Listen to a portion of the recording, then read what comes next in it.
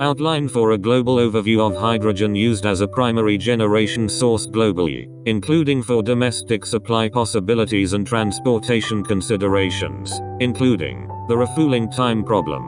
Where does primary electrical national grid power generation come from? In the main, the primary power generation for the national grid comes from gas turbines that drive a driveshaft which turns an electrical generator. Exceptions to this would be areas using other sources such as renewables and hydroelectric power generation where feasible. The problem with these secondary sources are feasibility and overall carbon footprint when all aspects of manufacture, storage and implementation are considered. The problem with gas-fired turbines which we currently rely on for primary purposes and emergency is that they currently use natural gas to operate.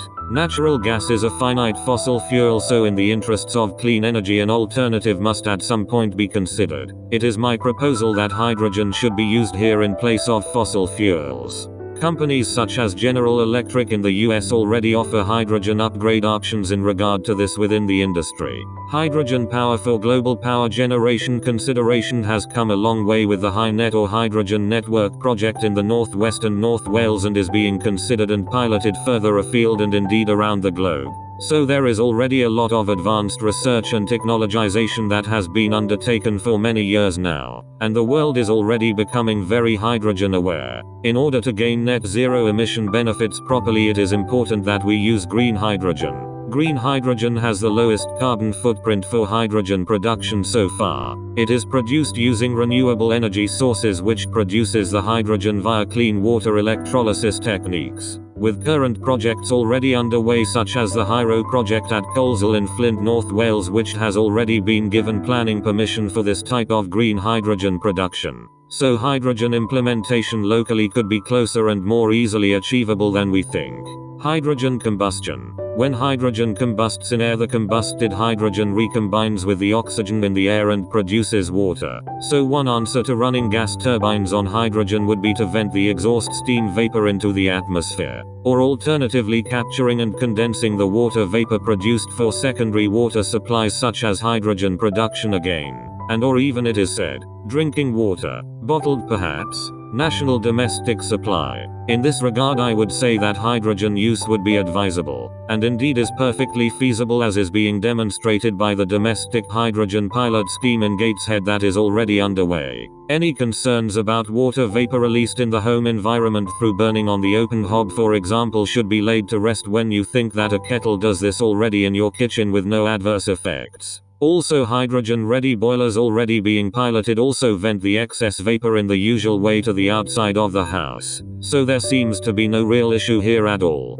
especially when you consider the modern polypropylene pipeline network upgrades undertaken over the last few years across the network.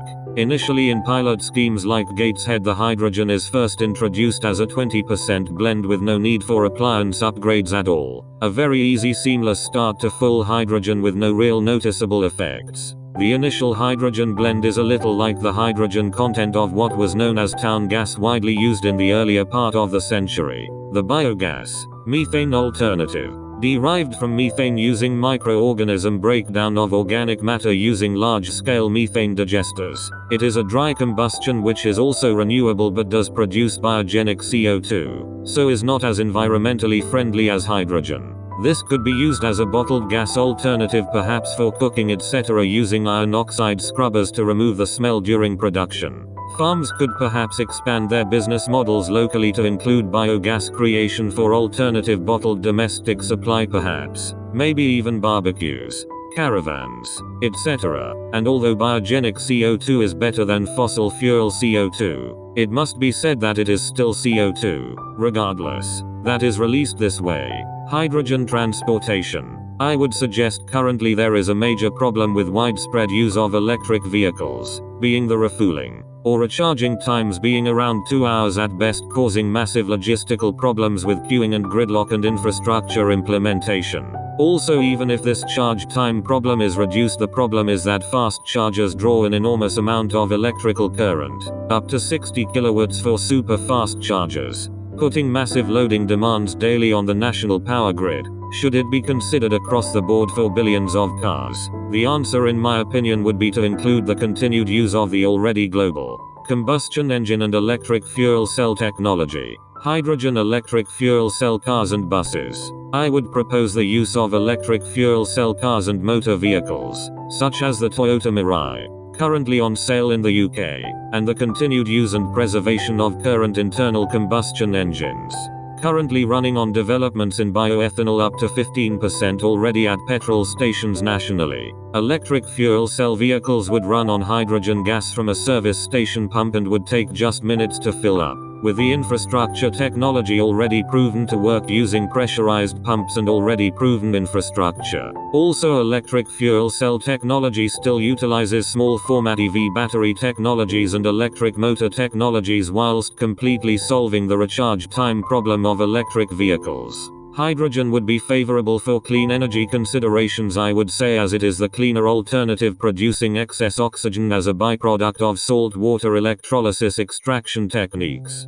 So the more hydrogen we produce, the more oxygen is released, much like planting more trees globally, which naturally produce oxygen for the planet already, which is good news for all of us. Ineos refinery is currently producing 700 metric tons of hydrogen per year in this way at Runcorn refinery near Liverpool. Existing combustion engines could possibly be converted using gas carburetor technology already proven in the LPG gas conversion industry, with small modifications such as stainless steel valve replacement. Perhaps new build combustion engines could be manufactured with gas carburetor fuel injector technology already fitted. There are already many examples of hydrogen combustion engines in production from companies such as Mazda, Toyota, and BMW, and even Aston Martin. It's interesting to note that Ford are developing pathways into hydrogen also, and indeed it was Swiss scientist François Isaac de Rivaz who first invented the hydrogen combustion engine in 1807.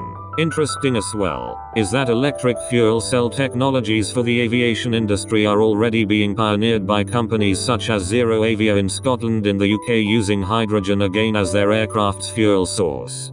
Thanks to Welsh physicist Sir William Grove, who invented the fuel cell in 1842, the company is already flying hydrogen-powered electric fuel cell aircraft and has been for some years now, with advances in power output currently being developed. Into the future, space exploration companies such as Blue Origin are using green hydrogen in the US to power their rocket engines, propelling their vehicles past the Kármán line into space and back again, with their human flight projects such as New Shepard and New Glenn missions. So hats off for hydrogen and electric fuel cell technology, and of course our beloved combustion engine technologies around the world. Further again to the fairly distant future, I would see green hydrogen powering the new advancements in nuclear fusion, where the natural processes of star formation are nurtured on Earth using plasma containment and electromagnetic field development, facilitating Q ratio power generation numbers equal to 1, initially, giving us all real hope for a future for planet Earth, our one and most unique home in the universe.